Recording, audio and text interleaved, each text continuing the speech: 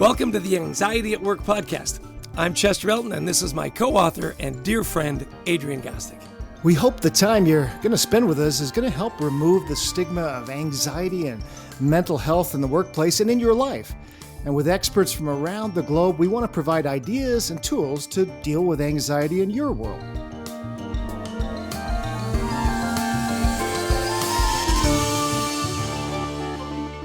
And our guest today is Nihar Chaya. Nihar is an executive coach to leaders at global companies including American Airlines, Coca-Cola, GE, and Dell. As a former Fortune 200 corporate head of talent and development, he is president of Partner Exec, which helps executives master interpersonal savvy for superior business and strategic outcomes. His work has been featured in publications such as the Harvard Business Review and Fast Company, and he writes regularly on leadership for Forbes. He holds an MBA from the Wharton School. Welcome to our show, Nihar. We're delighted to have you on our humble podcast. Thank you so much, Adrian and Chester, for having me. I'm really excited, and congratulations on your podcast. Well, thanks, Nihar. And, you speak a lot in your work about anxiety and envy. That's really why not only your amazing background, but we wanted to have you come on and talk a little bit about this. So how, as leaders, do we create a culture maybe where we embrace the human condition with all its imperfections? Envy, anxiety, and maybe help us understand why it's good to acknowledge those challenges as well. Yeah, great question, Adrian. I think that in my work, and probably you will agree, is that culture oftentimes starts at the top. And so how leaders at the top behave really sets the tone for how people in organizations will also act in certain situations and also manage their own, as you said, human condition. And I think that when you see leaders not acting in a vulnerable way or kind of the facade of everything is perfect and they never experience any kind of struggles or fears, we can see through that nowadays. We all kind of have more of a sense of what authenticity looks like. Maybe it's because we have social media and we're more interconnected and we have more access to information about what the leaders we work for are like. I feel like there's a move towards being more honest and open. And what I find with my clients is that there's a real win-win situation that can come from being vulnerable and embracing those imperfections. One is that, I think it enables people to start following you as opposed to fearing you. So there's a lot more followership. But I think also there's a sense that you don't have to be so perfect. And so the pressure is off of you as a leader also. I had a recent client that I was working with at a Fortune 50 corporation where, as you probably know, with a lot of these big companies, they kind of set like high potentials on the succession plan to prepare them and stretch them for future leadership roles. And I had a client that was, quite young, but really had a lot of potential. And he was moved over to a different business unit to become their vice president. But the reality was that, there were several people on his new team that wanted that role, and they had way more experience, in many ways, more tenure as well. And there was, two really stark different personalities here. One was the young executive who was feeling like, wow, I'm excited, but I'm also a little bit insecure because I don't have as much experience. Then there's these people in his team that felt a lot of envy around, wow, why didn't I get that job? And really there's a scarcity element there. There's only so many VP roles. And so what we found was that when he was able to be more open and vulnerable about his own insecurity, but also inviting people to be more open about their envy or their perhaps disappointment in being selected, there was a lot more connection and collaboration. Otherwise, they were going to be stuck in their own corners and retreating into their own mindsets. I love when you talk about that vulnerability and authenticity. One of the things that Adrian and I are trying to do with this podcast and our new book, Anxiety at Work, is to create that safe place to talk about that, where people can be vulnerable. In fact, it's really been interesting. Our online community, which is wethrivetogether.global, because we couldn't get .com, we'll be upfront on that, is to create those safe spaces. Now, you talk about envy and scarcity and how it guides the perception, which many have, that they aren't taking on enough, aren't winning enough, aren't doing enough, etc. How does scarcity create that view? And do you think this perspective drives anxiety?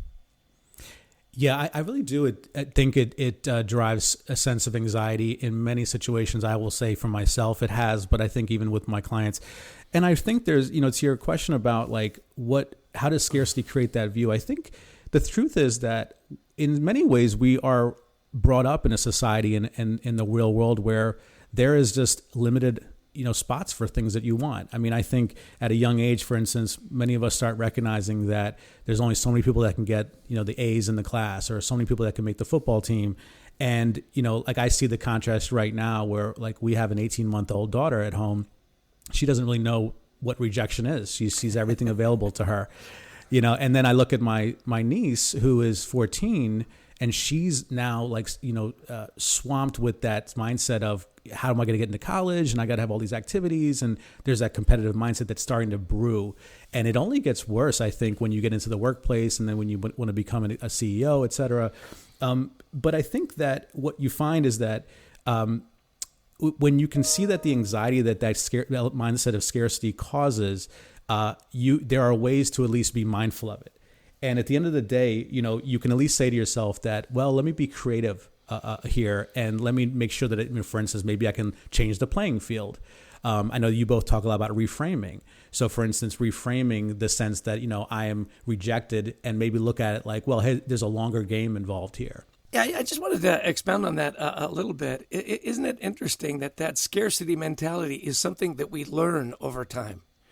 Little kids, they don't think there's scarcity. They just are transparent and having fun. And I love your perspective, the difference between 18 months and 14 years, that all of the sudden we've taught our kids, we teach our teams, we breed that into the workplace. Is there something that we should be doing differently to open that up? I mean, is it teach our people to be more like little kids again?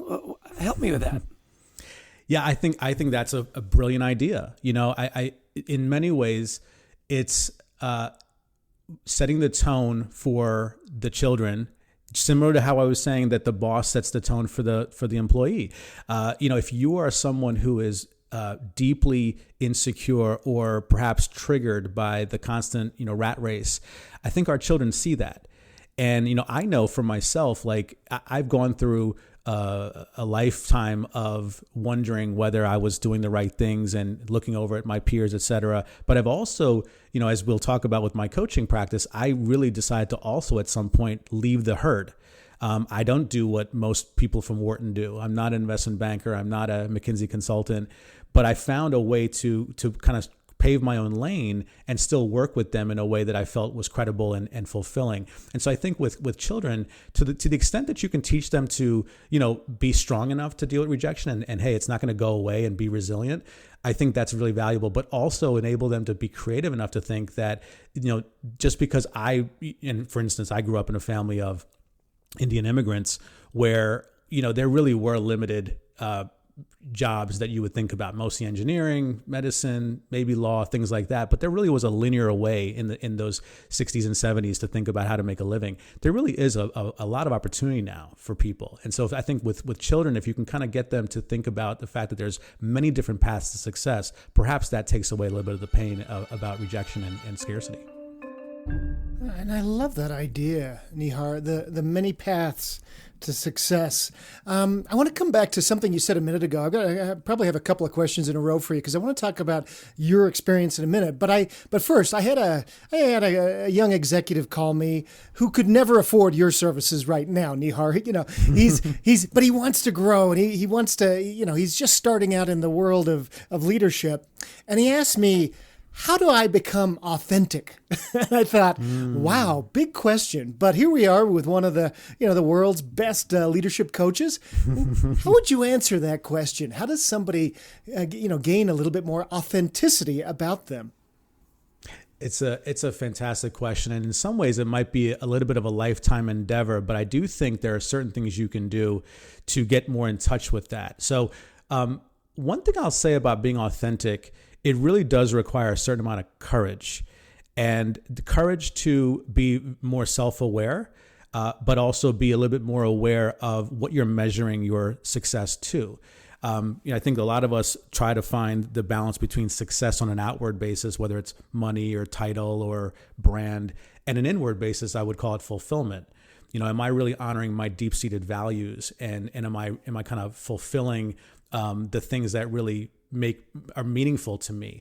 And authenticity, I think the mistake a lot of people make with authenticity is that you just have to kind of be real. Like, you have to just always say what's on your mind, and you never can struggle with it. It has to just be so blatantly honest. And I remember doing an interview with Frances Fry, who's a professor at Harvard Business School, where she said, sometimes people can be too authentic. Sometimes it's like, tone that down a little bit. Understand that there's a little bit of a balance between, speaking your truth, but also not necessarily crowding out other people. Not necessarily doing the things that might later on hinder your job prospects or your advancement. So I would say to your friend that the idea of finding authenticity in many ways is becoming more self-aware. Understand really what's important to you. What are some of the non-negotiables in your life? And then think about the field of play you want to be in. If you want to be in a corporate setting, and that can be very attractive to people, for instance, when they're younger and coming out of school or graduate school, be very clear that there might be some things some prices you have to pay you might not want to work 70, 80 hours a week when you're only 25 years old. But at the same time, if that's something you really are driven to do, then you're being authentic. At the same time, have the courage to look around and figure out whether the things you might be looking at your peers doing is either helping drive a determination for your success in your future, or is it really hindering you because you keep comparing yourself to them? Well, kind of building on that, you yourself have, I think, are a very self-aware person. You gave an interview recently, which we listened to with the Harvard Business Review podcast, where you were very vulnerable by talking about your experience with panic attacks and anxiety. Mm-hmm. One of the real reasons we wanted to get into a podcast with you, and panic attacks are a much more common symptom of anxiety than I think many people realize. Now, what I found interesting is how you said you were successful at the time. You were doing really well. You'd found a path. So if you could talk a little bit about your experience and what you learned from it. Yeah, for sure. And, that was something that I did hesitate about whether I should be open about it. But I found that the more I can be honest about these struggles, I think the more it might help people. And to give you a little bit of context, the first time I probably experienced like panic symptoms was actually in 2004. So I was about 30 years old. This was a while ago, but I had just finished business school. And at a place like Wharton, it's like you go there and it's pretty tough to get in. So when you get in, you're just focused on getting a job, and you're focused on getting the top investment bank or consulting or whatever it might be. And there's a lot of, I guess, competition for those roles. But also, I wasn't really even sure that that's what I wanted to do. And all I found myself doing was getting consumed with, I got to land a job when I graduate. And what happened was I was interviewing for all these top firms, but I didn't get one offer. And it was pretty heartbreaking because I was like, what am I going to do? This is expensive school. I got to pay back my loans. But also you kind of feel a little bit behind, because after doing all that work, you feel like, wow, I'm no longer at that level. And what happened was I actually took an offer at a company that the writing was on the wall. This was a toxic place. The boss was very toxic. And unfortunately, my desperation blinded me. And so I took the job in Manhattan, and within a couple of months, I started experiencing lots of panic and just, anxiety symptoms I had never had before, but really feeling, kind of bullied and just being a victim to this place, but not really sure if I could leave because I felt like I had to afford being here. And fast forward, so I had the courage to leave, which was good. However, it led to a little bit of a stage of depression, because I really didn't know what to do next. Well, I stuck through it, and I ended up, long story short, over the next 10 years or so, I really built up a career based on my own interests, which was leadership development and learning about how to coach from experts in the field. And by 2015, I had actually reached a pretty significant level of leadership and talent development at a Fortune 200 company, and decided to start my own practice.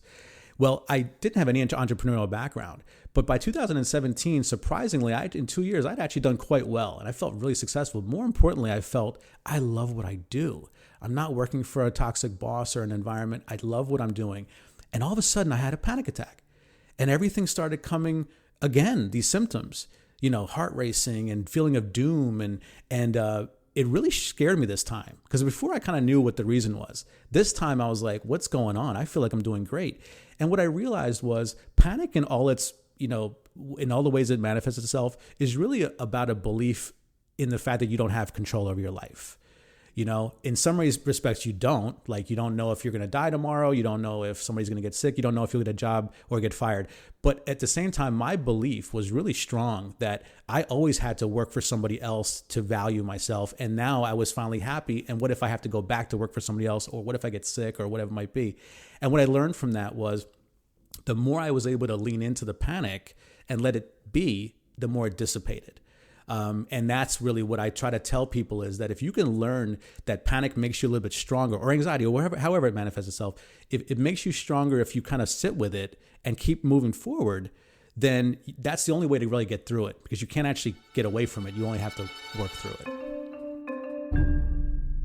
Well, I really appreciate your comments about you're not sure if you're going to die tomorrow, as I'm really sick today. That really was reassuring. Oh, man. Sorry about that, Justin. I will tell you, though, that your story, and Adrian, you and I can relate to this really very, very, very, keenly, in that we'd always worked for big companies. We had the luxury of an expense account and healthcare plan. And when we struck out on our own, it was really a dynamic that we had never thought about before. And we had a lot of days where it was scary. I'll tell you one piece of advice we got. I'd love your input on this, Nihar. A friend of ours said, hey, you guys are freaking out. Well, he wasn't talking to Adrian, he was talking to me, so I was freaking out. and he said, listen, you guys have an amazing track record. You're amazingly talented.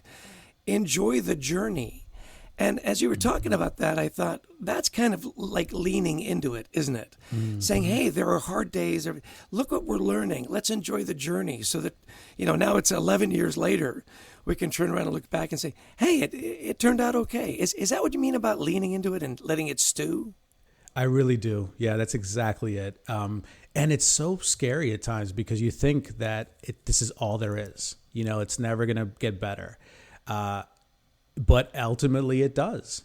And I think when you get through the other side of that fear or that situation, you look back, you realize that, wow, I'm probably better off for this.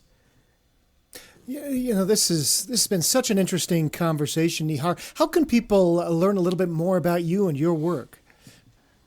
Well, I'd love to have, continue to have them follow me on LinkedIn if they already are. If they haven't, please feel to follow me there. You can visit my website at www.partnerexec.com. That's PARTNEREXEC.com. And I'm always happy to talk to folks who are interested in becoming better leaders and becoming better people.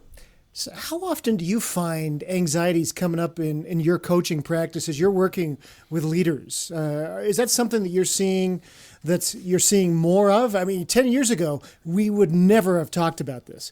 But what do you think? Yeah, I agree. What I've noticed for a lot of people is that anxiety doesn't always come up as the main reason why we'll work together, because I think there's still obviously a field of therapy that really takes care of that, and people still feel like that's a therapist issue. But what I have found is that when we talk about the things that they react to, like the things that frustrate them and annoy them and burn them out and that they ruminate on, there really is a thread of anxiety that's underneath that. And I think also, a lot of the coaching that I do is helping people develop a certain amount of emotional intelligence and self-awareness that enables them to courageously call that out and say, yes, I do have anxiety. I mean, even for me, there were times when I wasn't really able to tell people that I felt that. And even now I don't want to make necessarily such a huge thing about it, because even for my clients, because you don't want that to define you. I think as we're talking, anxiety in many ways is very natural, and it's something that you actually, the more you experience it, the better you can deal with it. So in some ways, it's like you should have it, or at least embrace it. But I do think that leaders who are able to own the fact that that's a reaction that they're feeling, that's where we're able to do some deep work. And I think also, this idea that, like, I see, there's a study that was done that I read about how people at work oftentimes mimic the dynamics of their family. So sometimes we'll actually start looking at our boss as our parent, or we'll start like thinking, wow, the boss likes my colleague more than me. And that's kind of the sibling rivalry that you might have in family. It's very common. And this kind of anxiety that might be at home or underlying, insecurity can really manifest itself into the way they lead people and collaborate at work. And so I think the idea that, because I work mostly with leaders around how to collaborate better and influence better, it's not uncommon that we can see some of those family origin stories playing into our work as well. I want to jump into, you say, look, I don't want it to define me, and yet I've got to own it. And I've got to lean into it. I've got to sit in it and marinate and so on. What are some of the rituals that you use for yourself or that you teach your executives so that when they have those panic attacks, when they're feeling anxious, when they've got that feeling of doom and gloom, what do you coach them to do to snap them out of that or to deal with that? Yeah, so this is interesting because I can relate personally, but also I did a lot of researching and reading about it, maybe because I was looking for answers. And I'll tell you something, there's a very obscure book that I came across. It was actually written in 1962 by an Australian doctor named Claire Weekes, and it's called Hope and Help for Your Nerves. And it really changed my life, because one of the things that I find, we talk about reframing, for instance, is a fantastic tool. And cognitive behavioral therapy, many people have come across that, for instance, where they're taught to know that, it's our thoughts that create our feelings. And so therefore, if you can change your thoughts, you can change how you feel. Well, for me, what I found was the feelings came so fast and so in an uncontrollable way that I couldn't even separate my thoughts from them. I couldn't even have the time to get distance from that to then be mindful about it and release them. And what Claire Weekes and some of that school of thought talks about is, dealing with anxiety is really about looking at the parsing out the two different fears that we're actually going through in our mind and our body. The first fear is the actual symptoms that you're feeling, whatever it might be. Sweating. I mean, it comes up in, there's so many different symptoms that people might feel, but it's that initial attack. It's that first fear. And Buddha actually talks about this as the first arrow. The world is attacking you in some way. That's that first arrow. But then there's a second fear, or what Buddha calls a second arrow, which is the story we tell ourselves about that.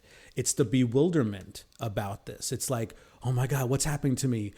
This will never end. What should I do? I'm going to die, whatever it might be, or I'm going to lose my job.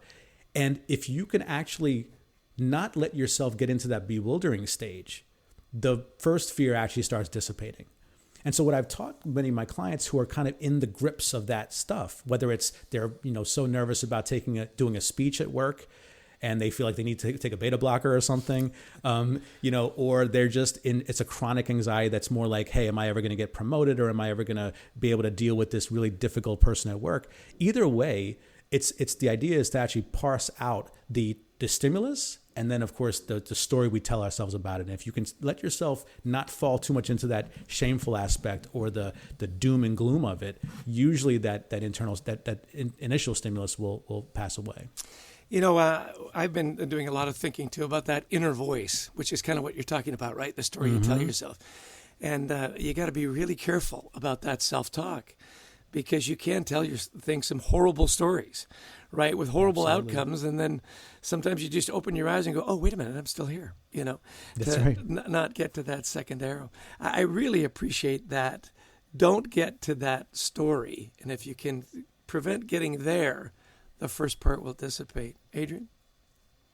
One of the things I wanted to ask you, Nihar, was sometimes I want to come back to this idea of envy because it's so interesting with anxiety. And I love that you've really tapped into a vein here that's so interesting. So we have leaders that we do executive coaching as well. And sometimes we'll find an environment, if a leader is honest, where they have rising stars within their organization. If they're hiring great people, they will have some people who work for them who are coming up who are doing extremely well.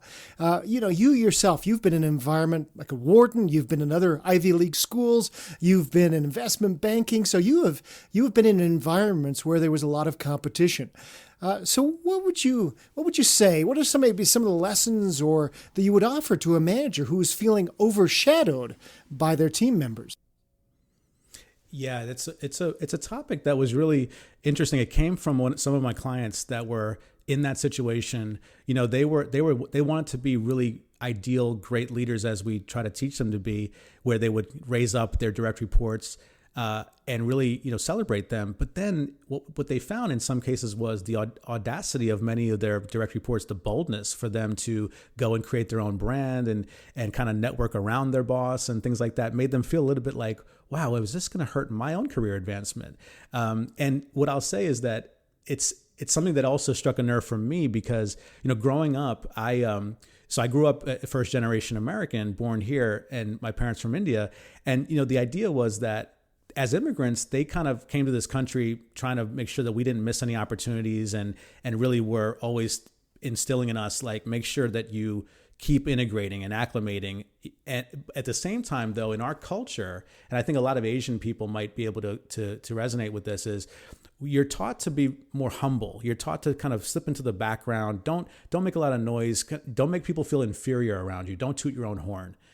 And for me, as an American-born guy, I was struggling with that conflict. In many ways, it was a conflict of two very important values, which was, one, be humble, but also go out there and be ambitious and self-promote and get what you need to get done to be successful. I really struggled with that. And so I think as a result in my career, I found myself being muted a lot. There were times when I really wanted to be more outwardly assertive and really express about what I want or what I wasn't going to put up with, and I didn't. And I struggle with it. I think that might be a cause of some of the anxiety that I felt. And I feel like now when you have leaders who are in that situation, whether they felt that way growing up or not, they are stuck in the same dynamic. They don't want to look like they are being competitive. They don't want to look like they're all about me. But in some ways, they have to be. I mean, there's only so many people that get promoted. And by the way, we don't promote teams. We promote individuals. So that's one of the struggles I feel people deal with. And what I'd say to them is a few things. One is let go of the shame that you might feel for feeling that way. I think it's very natural that you would feel that, hey, this scarcity is in front of me, or this person is competing against me, and I feel weird about it. Let go of that feeling. That's kind of like the first arrow we talked about. But the second thing is, can you actually learn from that person's behavior? It may be at first seem a little bit, unpleasant or even a little bit audacious, but at the same time, you could say, well, is their behavior triggering me because actually there's something that I wanted to do, but I'm being muted, or I'm unwilling or lacking the courage to actually go and do it? That might be a sign. And lastly, I would say that, envy in some respects can create like a malignant type of, envy, which we don't want to do, where you want to put people down. But for many of the leaders I work with that are really great leaders and have such great intentions for their team, if they feel envy, it's really a benign type of envy in the sense that, I want everybody to succeed. But what what I tell them to think about is, what is this telling you about your values? Maybe you envying that person's ability to, get out on stage and build their own kind of more visible brand, while you've been worried about that, is telling you that you value more recognition, for instance. Well, how can we help you go get that?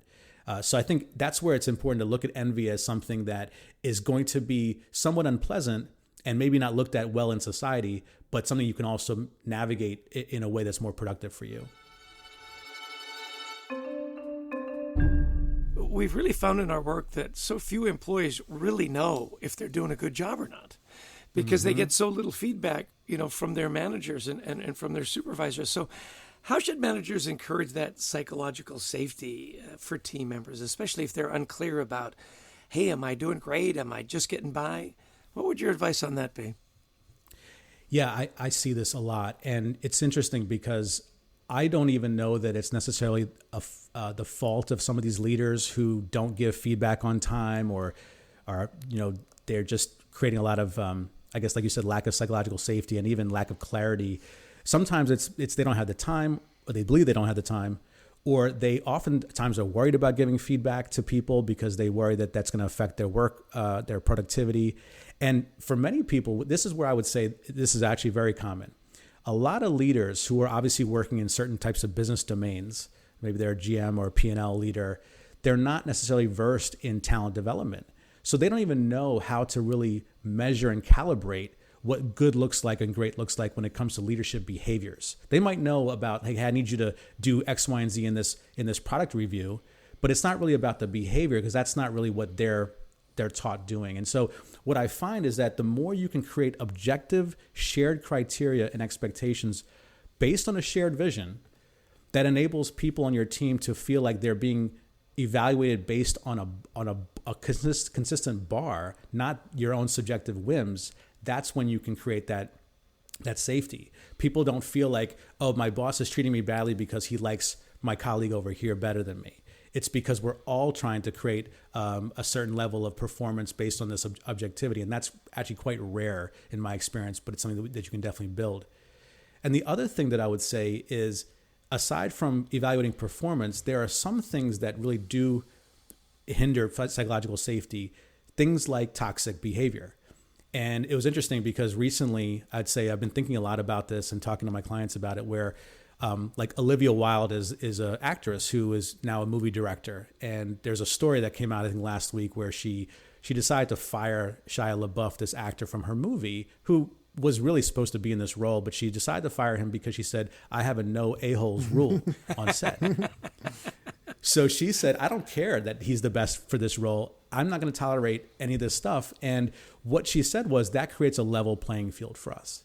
And similarly, as you probably saw when President Biden, on his inauguration day, when he was speaking to his new virtual team, he said, I in no uncertain terms, if I see people treating people badly, you're gone. Yeah.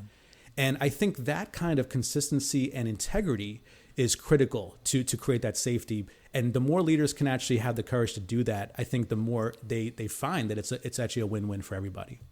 And thank you, by the way, for not swearing. We've had such salty guests on. It's been really fun, but it's nice to see you. You have such decorum, Nihar. Yeah. Thank you. You know, I do want to piggyback on that, though, because it's one thing to say it. It's another thing to do it.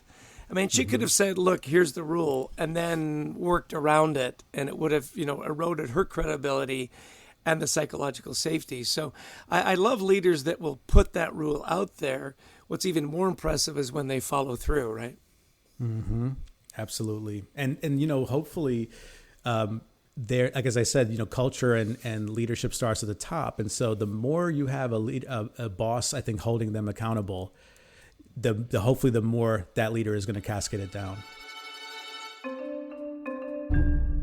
This has been such a wonderful discussion, Nihar, so thoughtful and practical too.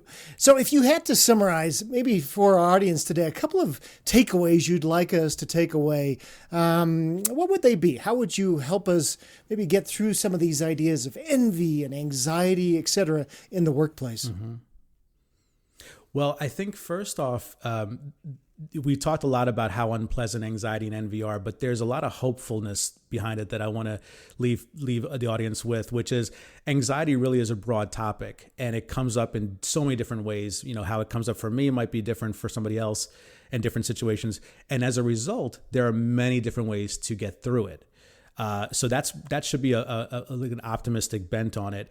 And I think that, in some respects, it's important to recognize that it's natural. It's a physiological reaction. It's actually part of our evolutionary brain. And without some level of anxiety and worry, we really wouldn't be able to survive. And so the more we can actually, again, control how the story we tell ourselves about it, the better the more actually agile we'll be when it comes up. Here's one thing that I really would love, more of the world to do, and particularly people that we work with. I want leaders to understand more, share more about how anxiety might play a part in their ascent to success, not just after they got through it. One of the things that I think we see a lot of is people are much more comfortable talking about, their success after they've become about their anxiety, after they've really achieved all those goals and really had some kind of renown or memorable level of achievement. But the reality is there's a lot of people suffering in silence. And the more leaders, I think, that can invite that discussion, not necessarily to say that they want to solve it or they want to fix anybody, but just to say, hey, I've been there and I might even be there right now. But it creates a little bit of willingness, I think, for people to be self-aware and also treat other people better as well. Great advice. You're right. It's that suffering in silence. Boy, how many times have we heard that? Adrian, that, if we just ignore it, if we just deny it, if we hide it, if we lie about it, it'll get better. And never has that been the solution, right? This authenticity. Well, listen, great discussion. His name is Nihar Chaya. Follow him on LinkedIn. Follow him on, give us your website again one more time so people can really get to know your work. Partnerexec.com, PARTNEREXEC.com. Excellent. Thanks so much, my friend. It's been a delight to have you on the podcast. Thank you so much, Chester and Adrian. It's been an immense pleasure for me, and I love your work. Thanks again for having me. So, Adrian, what a good guy. Eh? What a calming voice. You and I were talking off mic. He just so reassuring. My anxiety levels came down just listening to his voice. Yeah, not Morgan Freeman, but close. Yeah, a great voice. And, what I loved what he said was that, anxiety is very natural. Embrace it. And I noticed I'll pick on you for a minute here. You'd call yourself because you said, how do you snap out of it? Then you said, how do you live with it? And I think that's really important for us to all remember is that, look, this is not something that we just, snap out of. No, how do we live with it? And more importantly, as he said, embrace it. Yeah, sit in it, stew in it, And I love, too, right at the end, he said how it helped. Leaders need to talk about how that anxiety helped them to their success, not the avoidance of. But, he says we often talk about our success in the past tense rather than along the journey. And I thought that was very insightful. We talked in there about, the envy idea, which I thought was so fascinating that he brought up that we really haven't talked about a lot before. And he said, look, he said a couple of things. First off, reframe when you're feeling this, which we've talked a lot about. But the second thing he said was there are many paths to success. Don't feel like because you're not going to become the next VP, that's the only path. Right. He got very emotional about, leaders being authentic and getting in touch with their emotions. He talked about letting go of the shame, which I thought was really interesting. Don't be ashamed of it. You got to let go of that. The different arrows, the stories we tell ourselves. Really interesting that, his coaching style and whatnot is if you're going to be a great leader, if you want people to follow you, if you want to grow and develop, you've got to tap into your inner emotions, and you can't be ashamed of that. You really need to embrace it. And I love that. Yeah, because he was talking, too, about, what if you have a superstar employee, which if you're a good leader, you're going to have a lot of those in your career. And so I loved what his very practical advice is. First off, what can you learn from it? Well, I guess first off was let go of your shame, of your envy. It's okay. Right. Secondly, what can you learn from their success? Because he said there's probably something that's prodding you about your values that are important. If they're being recognized, well, maybe that's more important than you're giving it credit. If they're terrific on stage in front of other executives, maybe there's something there that you feel like, you want to emulate. So learn and again, live with it, embrace it. Yeah. A couple of other lessons really quick as we wrap up, but I love what he said. Don't let desperation drive your decisions. He'd interviewed at all these places and he didn't get one job offer. And so in his desperation, he took a bad job. And I think we often let that, govern our decisions. And he comes back to what we've heard a lot of leaders say, it's really important to love what you do. Yeah. And then lastly, he said, even though things were going really well, all of a sudden I was like, yeah, but what about tomorrow? Yeah. Isn't it interesting? We often think of anxiety as being in bad times. And yet he said, in good times too, be aware of it and be careful about where it takes you. And again, people ask us, what's your definition of anxiety? And I think Nihar really hit the nail on the head is that it's a belief you don't have control of your life. Right. And you're exactly right. It can happen in good times and bad. It can happen with life changes. You have a baby, you go through a divorce. There's so many times in our lives where people can feel this or as he said, in a pretty good time. And so my last thought, too, was that I just loved how he said that leaders set the tone and we sense what authenticity looks like. I think this is really interesting because I think some people have lost that ability to sense authenticity because you see people being led down the garden path by people who probably are not very good for them nowadays. And so I think that's an interesting question is, can we really sense it or not? Back in the old days, the anchor on the evening news would be the epitome of authenticity. Now it's a little different. And as he said, it's somebody who's very real, who admits they're not perfect. That's the people we trust more than the person who's always put together. Yeah. Back to being like little kids. Wasn't that fascinating? He said, my 18-month-old, everything's abundant. My 14-year-old niece, everything's limited. It's something that we learn over time. Well, listen, special thanks to Brent Klein, our amazing producer. Of course, we love Christy Lawrence, who finds all these amazing guests for us. And most of all, thank you for listening in. We really hope if this podcast helped 2 or 3 of you to deal with your anxiety, then we've had some success. If you want to support the podcast, don't just stream it, download it. That does help us build a big following, and we can get even more cool guests invited. If you'd like to, we'd also invite you to join our online community, We Thrive Together Global, where we've created a really safe place to talk about anxiety and mental health at work. And you know what? If you're dealing with anxiety and whatnot, give somebody a call. Reach out. Don't suffer in silence. It's never a good idea. Well, we're delighted you spent some time with us today. And Adrian, always great for me to spend some time with you. Have a great day, you guys. And we'll hope to see you again soon.